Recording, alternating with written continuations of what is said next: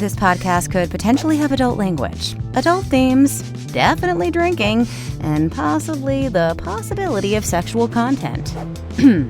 Listener discretion is advised.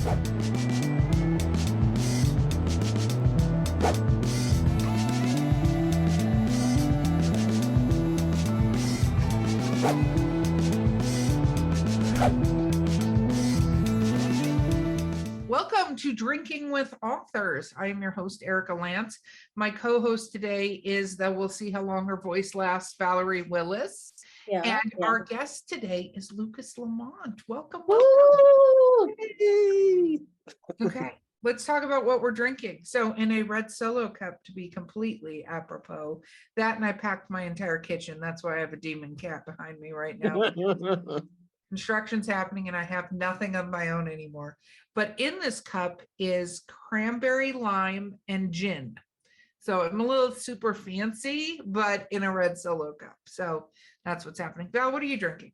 Freshly brewed tea with honey, because I'm trying to keep the voice going. Why don't you have warm tea? Why do you have iced tea then? Because the coldness feels so good on the throat. I've been drinking hot tea all day and coffee. I'm now it's I live in Florida. Like hot tea, I only could take so much. Wow. Okay. Lucas, what are you drinking? So made in official glass. I have it's kind of an interesting concoction. It's Fireball and pineapple juice. Ooh. What? All that cinnamon pineapple. All I can think about is the Brazilian steakhouse now. And that's usually the reaction I get from every single person I say it to. So yeah. I am now going to try Fireball and pineapple juice. That's going to be a thing. I'm going to try that. So if you will, there is a story behind this. Oh, please do tell. So in my former life, I was a teacher, and believe it or not, I did not start drinking until I was 30. Erica has a hard time with that. I get that. Get no time to get. And the is even happening right now. And the entire reason is I absolutely hate the taste of alcohol. I absolutely abhor it. I think I liken it to constantly sniffing my mother's nail polish remover as a kid. That's the only thing that I can come up with these days. Okay. But, so you know, the first thing that happens when you tell people from like 16 to 30 that you don't drink and they say, why? It's like, because you hate the taste of alcohol. They're like, oh, I'm going to fix you a drink. I'm going to find you the drink that you're going to like. And so everybody wants that badge of getting somebody who doesn't drink to drink, and they all fail. Minus one person, her name is Christy, and she knows who she is. She brought over to my house during a Christmas party. It was grilled pineapple chunks that were soaked in Fireball overnight. Mm-hmm. And really the point of it was to just eat the booze infused fruit. And I did, and I thought it was like the most amazing thing ever. And I kind of commandeered the Cool Whip container to myself for half the night. Not really wanting anybody else to have any, but when it got down to the bottom, there was this huge pool of pineapple juice and cinnamon, and of course the whiskey just kind of sitting in it. I'm like, I'm going to try something. So I poured it into a glass and I drank that the rest of the night. And so that was kind of the birth creation of my drink. And every single time that I go to a bar or a restaurant, everybody kind of hears the order and then they kind of go, okay. Like we've been missing out. And they love it. I think there's only been one person professionally who has ever heard or made the drink before. But I guess I'm a trendsetter now with it. But it's really the only drink that I'll drink. I'll do a margarita every once in a while, but this is my go-to. Yeah, no, I want to try this now because we're at Pensacon and we went. I took Val to a Brazilian steakhouse. Never done it before, and I love pineapple. I'm getting bridesmaids flashing in my head. Yeah, no, it was not quite that bad, but one of the things they brought around, which surprised me because the other Brazilian steakhouses I've been to haven't done this, but they had pineapple, like warmed pineapple with like cinnamon on it and stuff like that, where you could get a slice of it. And Val was in just heaven when that was happening. And then I think that I found your new drink then, Val. I really. You have? Granted, I tried champagne for the first time on the show, and that did not go well, Lucas. Apparently, champagne hits me hard. I don't remember the last half of that episode, so enjoy whoever listens to that. Yeah, I will be texting you and finding out which episode that is later. oh yeah, no, that's yeah, just send it to me. I'll email it to you because yeah, it's just delightful. She's a delightful human being on. I only think Okay. that I'm here. Let's talk about writing though. This is what we're here to talk about is writing, Val, not your bad champagne habits. No. Anyway, so Lucas, for those out there who maybe don't and have not heard of you, what do you write? I write gay romantic fiction and very specifically gay Omegaverse impreg fiction. Woo! Any That's a questions? mouthful. A mouthful. That is a mouthful. Now, Omegaverse and MPreg is sort of, it's been around, like a lot of people think it's a new thing, but it's been around for a while. For those who may not be familiar with those, could you elaborate? So the Omegaverse itself is kind of a genre that's spouted off of fan fiction. It's this whole almost like this legend mythology of, I believe, coming off the show Supernatural, of somebody wanting to write a slasher fanfic of two characters being in a dom sub relationship, and then adding, I guess, kind of more I guess by today's standards, like pup play like semantics, very animalistic type of things, werewolf shifting ideas into it.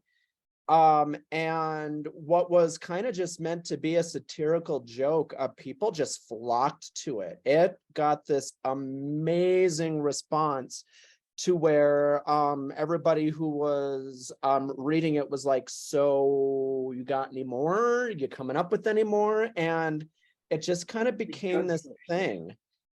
So within your, I think probably already existing, animal shifter romance novels, there became this whole dynamic of alpha, beta, omega, with social traits, reproductive traits, and that kind of brought into the MPreg, which stands for male pregnancy, about the idea that males can actually carry offspring all the way through the process of childbirth. Oh, wow. Well, and so what made you, first of all, what, you were a teacher, what did you teach previously? What was your previous existence? I was a middle school language arts teacher. Oh, wow. And I did that for 7 years, and COVID did a really good job of slamming the door on that career. I love it for all it was. I miss it terribly, but education in me, it's going to, I think, just kind of transition to a new presence in some way, shape, or form. But I loved it. And it was actually during COVID that I literally stumbled upon this whole genre. Like everybody else who was stuck at home, not knowing what the heck to do during this pandemic, I'm like, I'm just going to start reading. Have you ever played those, freemium games, Facebook, and all that stuff where, free to play, but if you want, the premium features, that's when you start forking over the coin, and by the time you finish the game, you didn't realize you paid $50. Yeah. So it's kind of like choose your adventure stories. You role play a character, and it's like reading a book, but then you get to choose certain outcomes. And I was doing one of those, and one of them was called Fatal Shadows on the app game Moments. And I had played several by this point, and I'm like, God, this is really good. This almost inspires me to figure out if I can get the rights to this to maybe write like an expanded version of the book. And when I was doing some details, I'm like, oh, why is this story so well written? Because it was already a book by Josh Lanyon, who wrote the Adrien English male romance series. So I read like that entire series in about a week. And then, I had, kind of that natural thing to where people will like, okay, that's over. I'm depressed now. What the heck do I read? The Amazon, book of all Hangover. places was like, oh, you read this series. You should read this. And it was called Slow Heat by Lita Blake. And all I did is I went to the reviews, which were overwhelmingly positive, and all I saw was one review that said, intense. And I'm like, yep, that's the book for me. I had no idea what it was that I was reading. No idea. I thought I was reading just a regular run-of-the-mill traditional gay romance novel. I was not. I was reading a non-shifting Omegaverse Mpreg book, which I think the book opens with these two guys like in the middle of having sex, and one of them like begging the other to get him pregnant. I'm like, okay, well, I understand that kink. Until you go a few pages in and realize, oh no, he was serious. He was serious about that. And I'm like reading from chapter to chapter with my jaw like literally on the floor, like, what am I reading? And what did they just get away with saying? And I was hooked. I was instantly hooked. I knew probably at that point I was interested in writing a book like that, but I did myself the good natured service of reading probably about 80 books within that genre before I started my first book.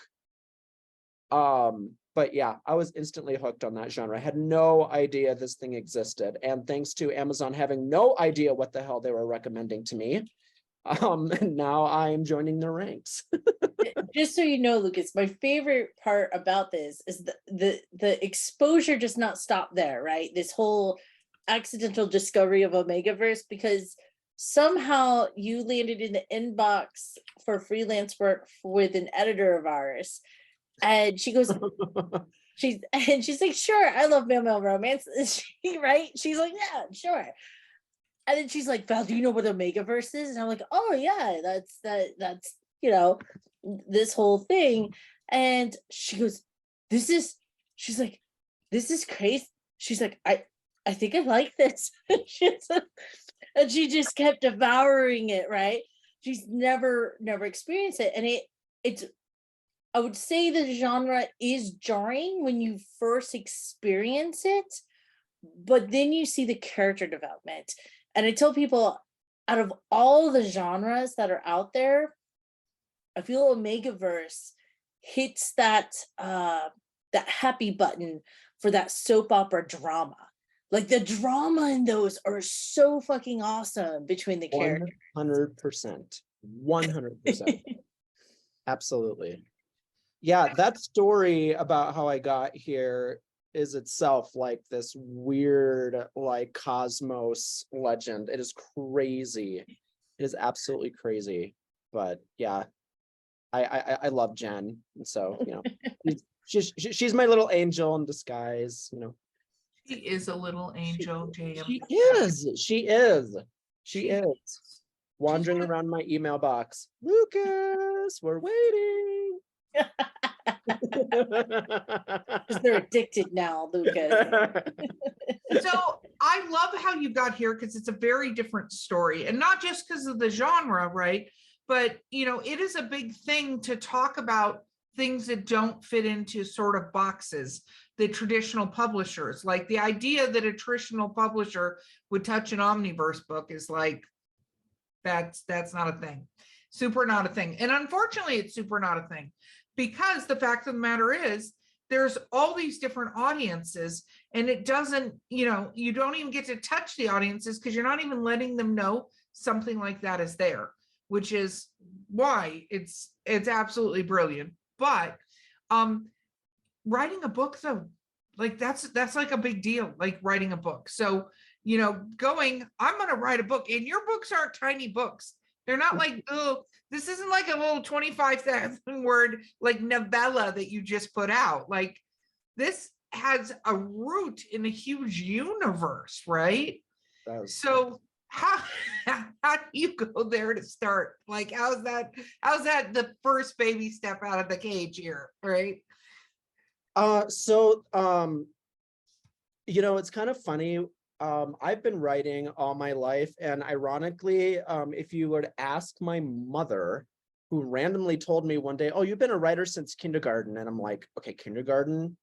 You know, where you're barely teaching somebody how to lift a pencil? What do you mean I was a writer in kindergarten?" And I didn't remember until she reminded me. Instead of writing stories in kindergarten, you would tell stories, and then we had like, it was a teacher's aide who would do like the transcription for you. But you would just like tell them a story, and then like once a quarter, like we would have this project where we just had to randomly like it was like, you know, like you remember like the program was on Mac Kid Picks? It was like this art game. It was just, you know, like a blank page, and you could like paint, write, do stamps and all that. It was a program like that.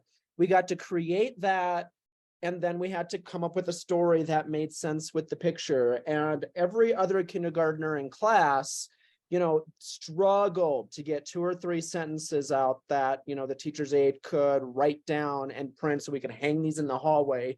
And then I remembered mine. It was like 3 paragraphs of like a detailed story of what was going on with these characters. And so I guess I've always just had this knack for wanting to be a storyteller. So with that being said, it was probably after high school and in college, I had actually made 3 previous attempts at trying to write a story. I actually still have them, and they all died this horrible death around page 100. And I think the reason why was, you know, I had this great concept and the story was going really good, but then all of a sudden when it came to what the meat and potatoes of the story was about, I couldn't figure out what the story was.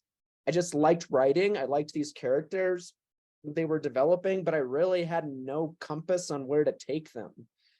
And then when it came to writing this Omegaverse story, a complete left field, and believe me, I seriously thought this was going to be story number 4, stopping at page 100. I seriously did.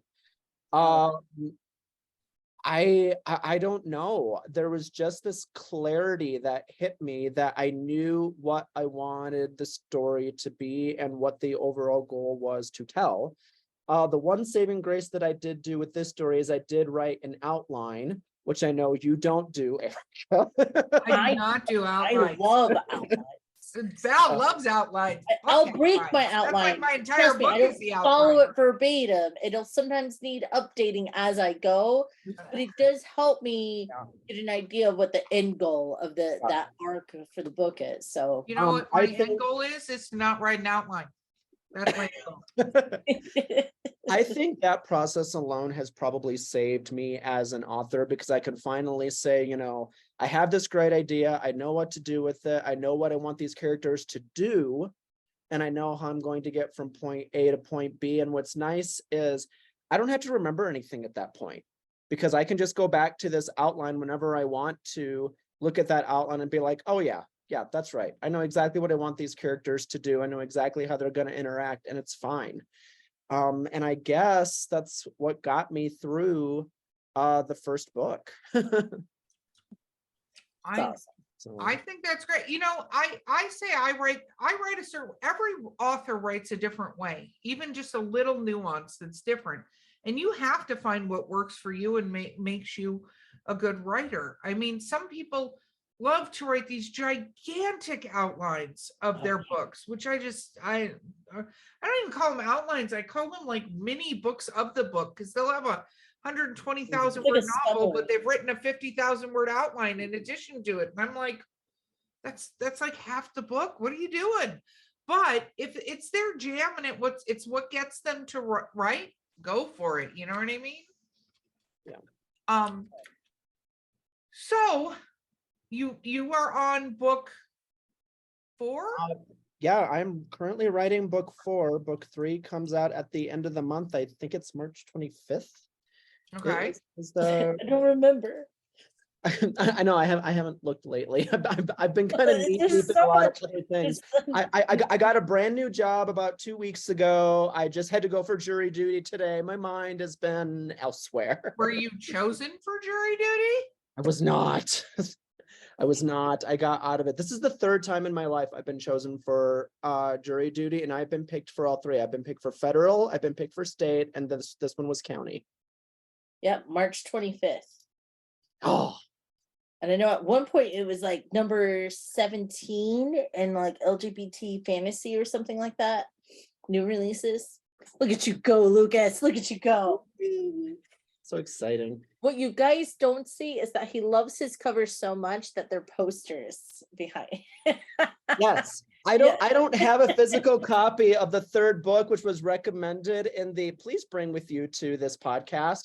I'm like, I don't have it, but I do have the cover. The picture. It's fantastic. I love it. No pressure at all to anybody who you're talking to, you know. I absolutely love the covers to my books. The few requests that I have asked that have gone into these covers, and then everything else has just been amazing. Everything has just been amazing. I think I had quite the response to the 3rd one when that came out, and I did a reply all. And had a very interesting response. So what was it like to get the first book in your hands? still to this day, the whole thing is a dream.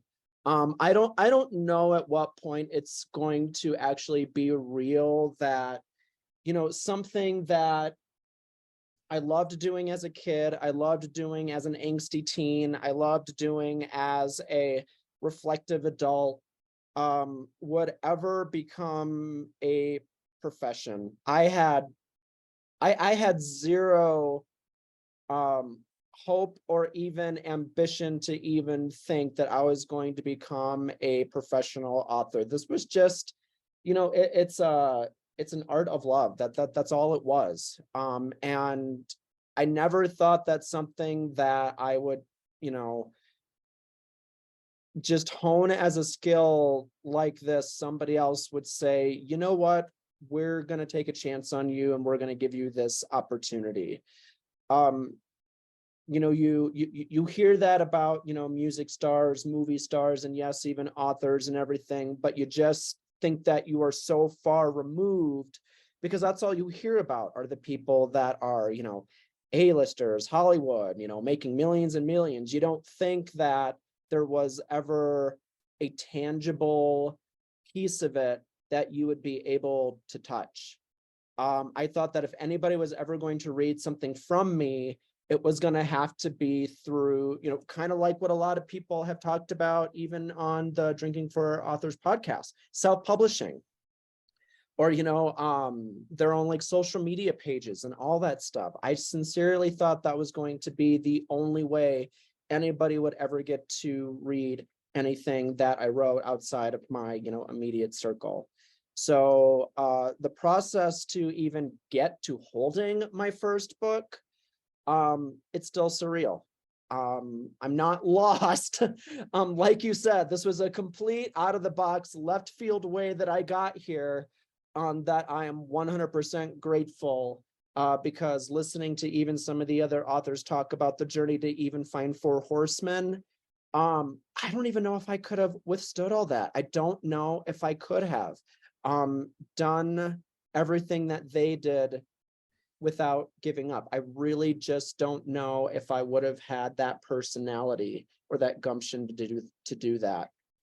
So I am very, very grateful and thankful for the way that it happened. You see Erica's head, it's inflating with each word, each No, sentence. it's not though, because I don't consider it like an ego point and stuff like that. I think that I don't like hearing author stories that are so hard. And so, not that I don't think you have to work to earn something, and I don't think you should just if you don't put in the effort to like complete the books and stuff like that, like people who don't finish a book but query the books, I go, no, you need to finish the book. Like, you need to finish the book if you're going to query a book, because especially if it's your first book, like it takes a bunch to write, even your journey, where there are 3 others in the story graveyard that are just sitting there at page 100. But the fact that authors have to go through so much and persevere so hard through all this adversity, and it's not like at the end of it you get a gold medal necessarily. You're just like, okay, I'm finally published, or I'm finally in a place where my work isn't being changed. That's what's terrible to me, and that's what I'd love to see change, just overall.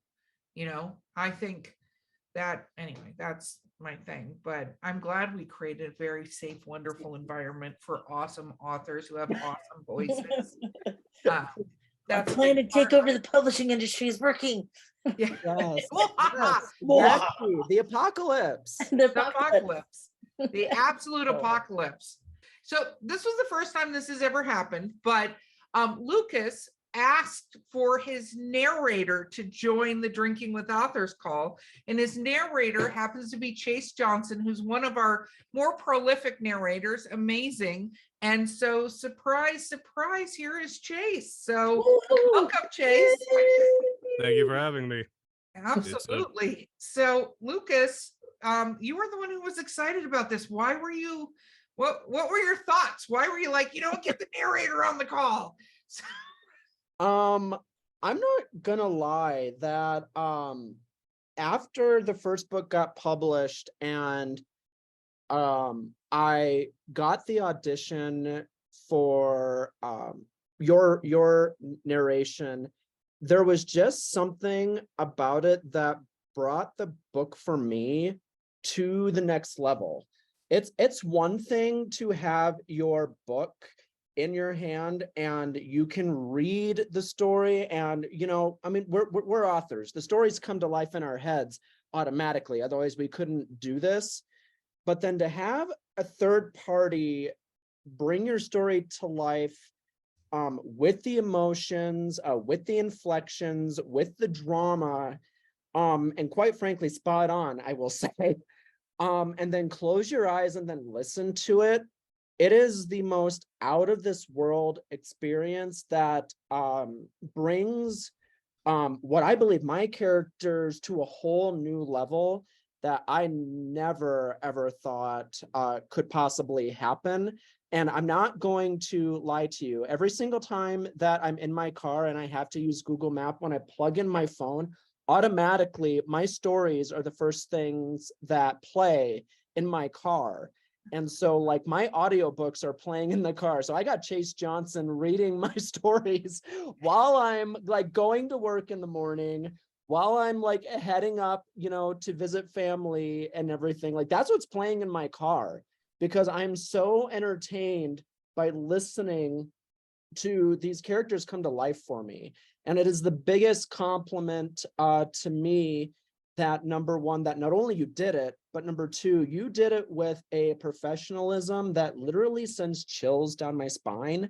And this opportunity to tell you that kind of in person, I guess, through a podcast, is the biggest thank you that I can give to Four Horsemen and you.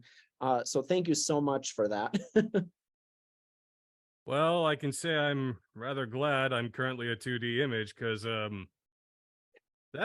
that's actually more impactful than you would know. So, bit of a side tangent, as you can probably imagine. Hearing like genuine critique about my sort of work is hard, because like the people around me, they don't know. They're not gonna know.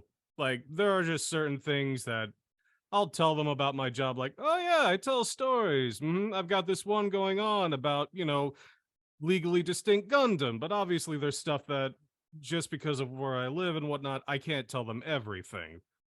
But I always appreciate that no matter what the work is, I try to do everything I can to bring it to life. So getting genuine feedback on whether somebody likes it or not, other than just, hey, this bit's too loud, or we're getting a peak here, or for some reason this chapter, which is 4, but we see it as 3, keeps coming back wrong. What's going on? All that stuff, which is important, but like hearing genuine, like somebody actually appreciates the work, that means a lot. Like a Well, real lot.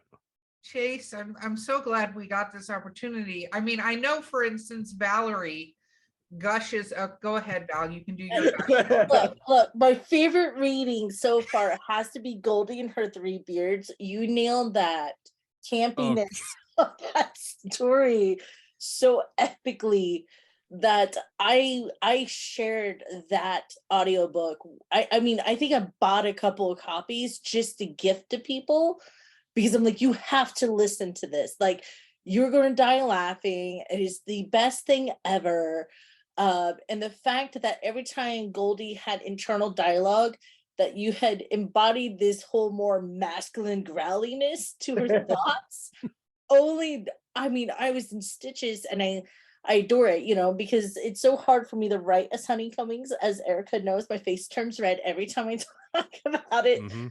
But thank you for bringing the craziness that I write about to some sort of life as well. And like you said, a lot of times, even as a typesetter, like then most interactions we get is, hey, you need to fix this, hey, you need to tweak this, hey, where's this file, hey, how long you're going to take. It's all that production side business, but we never get to gush with each other for 5 minutes. So like it's really awesome that we get to gush tonight for a little bit.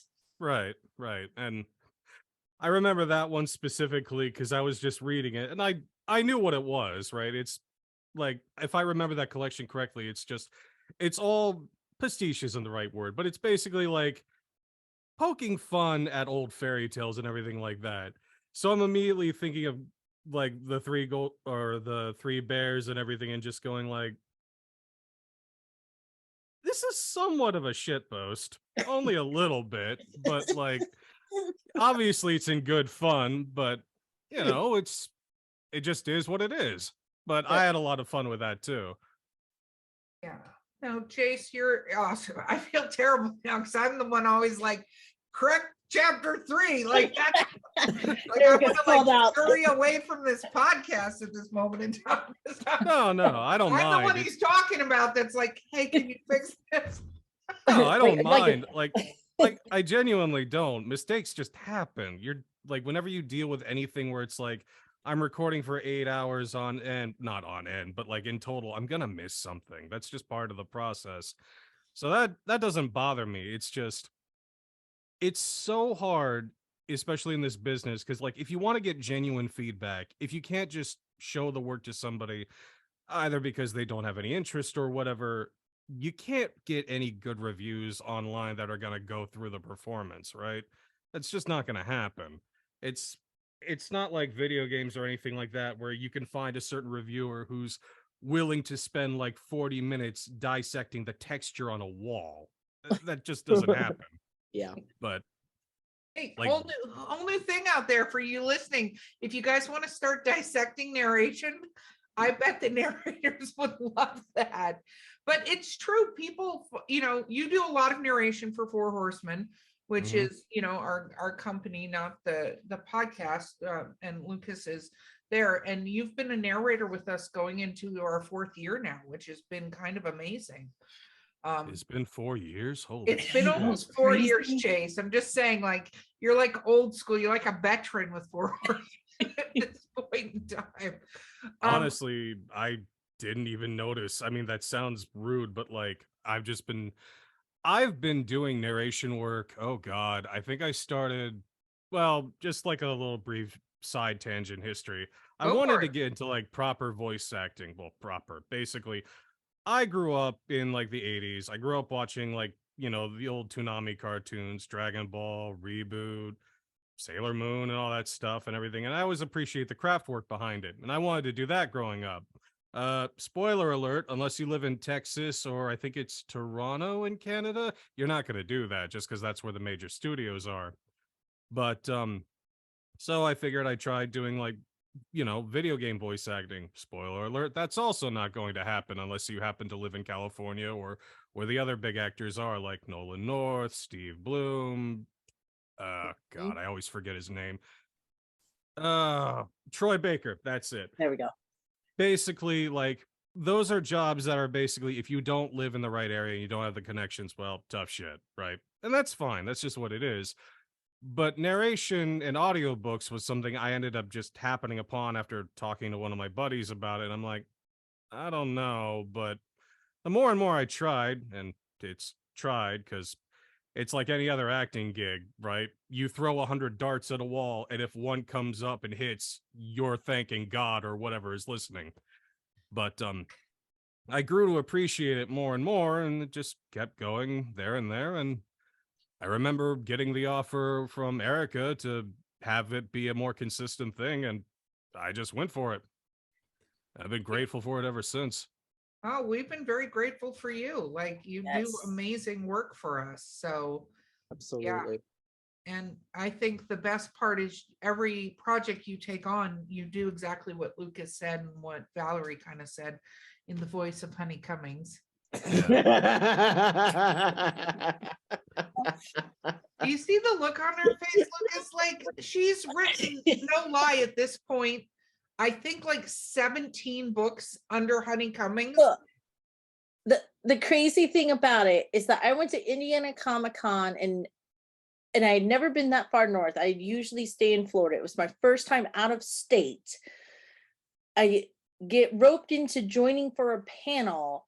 I sit down. I am sitting next to some big names. And you know who they recognize? They recognize me, not because of Valerie Willis, which is who I was there as. The women started cackling and they're like, "You're Honey Cummings." And I go, "Damn it, do not expose me here. That is not what I'm here for." Making it sound like you're in an arranged marriage and somebody forced that name upon you. What's funny about this is when we first started hanging out as friends and stuff, and she had this one little book, which was the Beastor and the Professor, right? Yeah, it was like Bo and the Professor Bishalora or something. Yeah. So she had this one book, and I asked her to go to a conference with me. She loves this story. So I tell her that it is a fetish conference. Somehow, I did not hear that. All I heard was conference, and do you want to be on a panel to talk about how to write sexy? And I had done that before, so I was like, yeah, I like conferences. I'll go. I did not hear her say that. So I did preface with the word fetish. So Fetish Con is in St. Petersburg, Florida, or was before COVID. And so we're driving, we get there, we're walking in, and Valerie goes, "Wait, what kind of convention is this?" And they're like, "What's your name?" And I said, "My name's Valerie Willis." And they're like, "No, you can't use your real name." I'm like, "I'm at a conference where you can't use your fucking real name?" And then Erica and the other two people were like, Erica goes, "Use your other name, Val." And I'm like, "I can't do that." She goes, "Use your other name." And I'm like trying to talk to the guy, and I'm like, I'm stuttering, and I'm like, "It's my name is going to be my name." I'm like, "Where you got a sticky note?" Write it. This story gets better, by the way. So we're walking to our panel room, and they had a series of panel rooms, and our panel room, there is a gentleman with a saddle on his back right out inside the panel room. Oh, is that all? Save a horse, ride a cowboy. Yeah, exactly. And so the room next to us had instruction on how to do safe pony play. And then we go into our panel room, which it's me, it's a gentleman named Raymond Cluse who co-authors with me. on one of my series, and then one other person, and Val has her little books. It was so adorable. So we sit down and all these people start walking in and sitting down, and they have things like, But you know, listen, when tape when over they their say nipples, imagine the like- audience in their underwear, I've been there. It does not help. you didn't have to imagine people. in There, their when underwear. a person goes, I'm a teacher, and should I use pen names for my regular stuff in my children's book? And I could see her nipples through her shirt. It's very hard to have that conversation with someone. It was pretty awesome. It was Erica's like, where the fuck are you looking? And he said, I try to look down, but down is not safe. So I'm like I'm looking for something on this. yeah, she was talking to people like this. She's like, well, if you're going to use a name, I would suggest she looked like she had something going on mentally or something. And I'm like, where are you looking right now? And she's like, she tries to look down and then is like, oh God. It was fantastic, by the way. So No, the cherry on top was when you insisted we had to walk to the merchandise. I I mean, if I you're just gonna said, go to a convention, are you really not gonna leave without some souvenir? I mean, at that point, it's thank just a you, waste. Chase. Thank you. Of course, Valerie does this. We're walking through. This is such a fun story because it's so embarrassing still. And this is like 5 years ago. Oh, God. Okay, so we're walking through the vendor section, and I actually legitimately wanted to see if there were any author tables in the vendor area. Like, could you sell books at this con? We were both erotica writers. Like, is that a thing? And there was a couple little booths, but we walked past this one booth, and Val goes, "Hey, I had a necklace like that before when I was in high school." And I look over, and it's a collar. Not Oh, a necklace, like a legitimate collar with the little metal thing. she goes, there's no To fucking be way. fair, I hold think on. we're the same generation. I know what she's talking about. They sold them at Hot Yes, Topics. yes, yes. I'm actually curious. Is it like the circle loop one, or is it Yeah, like an actual yeah. doll? Oh, Yeah. okay. Yeah. The thing of one that'd be like on a Doberman. I mean, like just totally like cliche. Oh, a dog black with, collar. like, yeah. I was thinking the more subtle like loop necklace I've seen. No, like No. very. No, it was Right. this, and it had a thing. Had But three when you Ds. point, and I know that she was talking about Hot Topic, I got it, but she points over, oh, I had a necklace like that. And I literally just slow turned, and I'm like, yeah, that's a collar. And she just lost She it. explained to me why it had 3 loops, and I was just mortified. And she goes, you didn't really like wear that in high school. I said, high school and college. I showed her pictures, and she goes, But as I recall, you had an encounter with somebody that you didn't understand until that point in time yes. why they made reference to who was your what? Didn't they ask you who was your I don't master? remember what term Master, handler. Yeah. my handler. Yeah. They asked her who her master was, and she's like, "Well, I don't know what you're talking." I lived a very innocent life in high school. Yeah, Erica has Didn't we all? exposed me too much. I The didn't lead a very only innocent reason life they in high ask school at you all. who's your handler is one of two things. They want your handler or they want you. So you could take it like a compliment. Could you imagine? You've now witnessed Val just even retelling this story that happened 5 years ago. Can you imagine what would happen if somebody said that to her in her face now that she understands what it means? I mean, it's Erica's fault that I'm writing erotica in the first place. She's like, you should really write erotica. First of all, I don't use the term fault. I believe those are amazing stories, and most of them have been narrated by Chase. I had fun with them. Yeah, there you go, Val. Obviously. I love this. This is so much embarrassing things. Okay. I love it. I love it. No, kind of a final thought on the matter. The biggest reason, Chase, that I love you is I think it was probably, God, I know it was during one of the dramatic scenes, and I wish I could pinpoint now which one it was, but I was not told literally until like right before this was happening that you were actually showing up. So if I had known that, but before, I probably could have like reminded you of which one it was. But for me, when I write, I can seriously see these scenes. I can hear these scenes. I can hear these characters speak. I can hear the inflections on every single word that they say as I'm Well, let writing. me ask you, I don't mean to Yeah. interrupt, but I think if I remember both of them, I mean, are we talking about the second one? Because that's This actually another.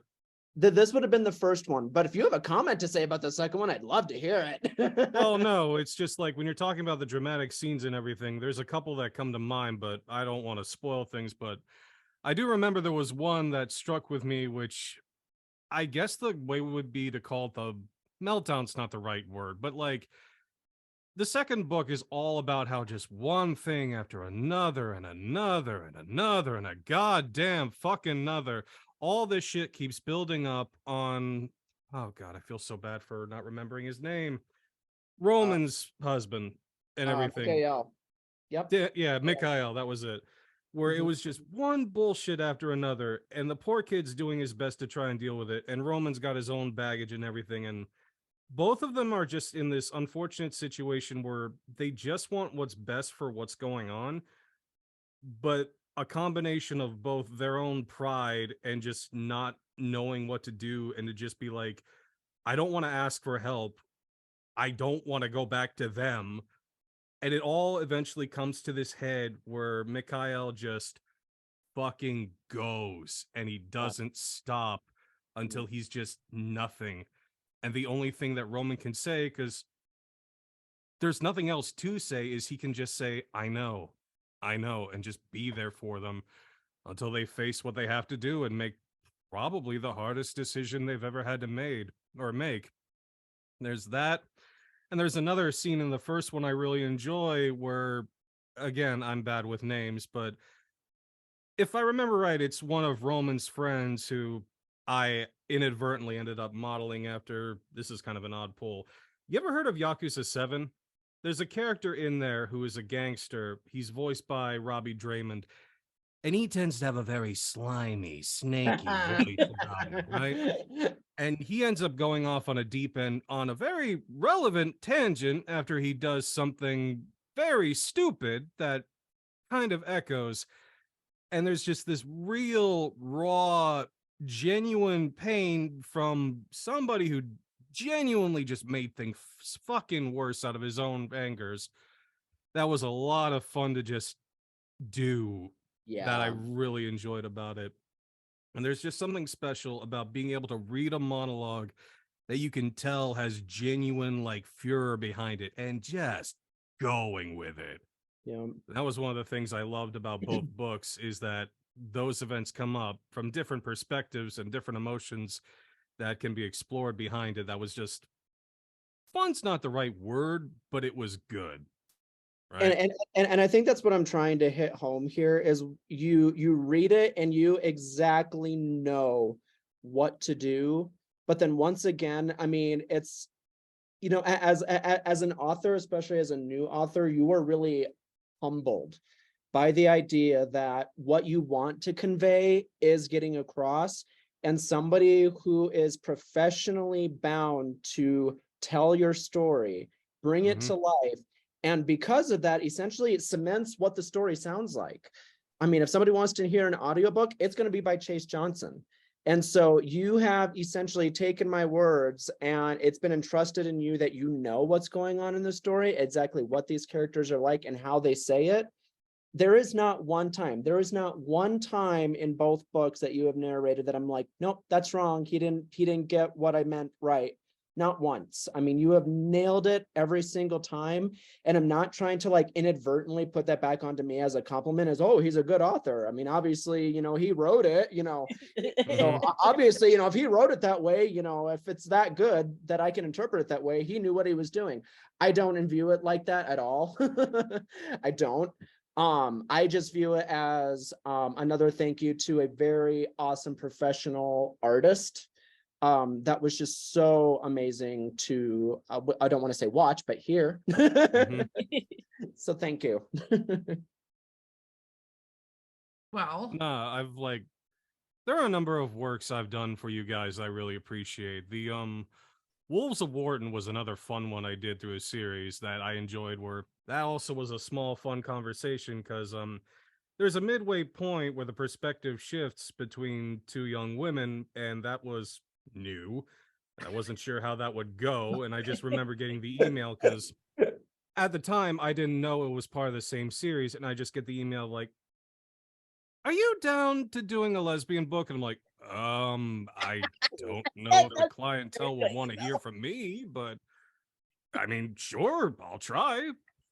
And I like to think I did a good job in that one too, but you is what it did. is. No, that was Bo. She wanted you to do the next one, but I had to ask because Yeah. it did go from a male, male, male, female. Because I think it goes male, male, male, female, male, female, female, female, male, female, or something like From that. what I remember, and again, it's been a bit, all the side stories were male and female, but the main through line was mostly male, male, aside from like a few side couplings and whatnot. And then there was I think that was the third book where the focus shifted on the sister and her girlfriend.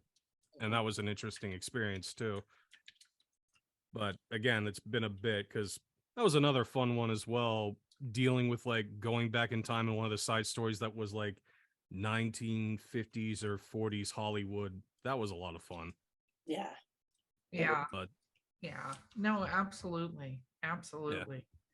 Well, I'm glad. Chase, it has been super fun having you on this podcast with us. We're going to wrap up, but Chase, before Lucas does his shameless self-promotion about where you can find him and his books, do you have somewhere people can check you out?